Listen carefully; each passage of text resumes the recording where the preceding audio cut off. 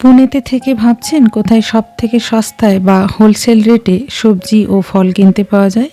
তাহলে চলুন আজকে যাই গুলটেকরি মার্কেটে। স্বর্গেট থেকে সামান্য দূরেই এই মার্কেটটি রয়েছে। প্রায় প্রত্যেক দিনই ভোর 5টায় বসে যায় গম গম করে। এখান থেকে বেশিরভাগ সবজি দোকানিরা মালপত্র কিনে নিয়ে যায়। তবে কিছু কিছু ব্যবসায়ীরা রয়েছেন যারা মোটামুটি 1 কেজি কিনলে দিয়ে দেয়। তো যারা 15 থেকে 20 দিনের জন্য সবজি কিনে স্টোর করতে পারবেন তারা একটু কষ্ট করে হলেও চলে যেতে পারেন।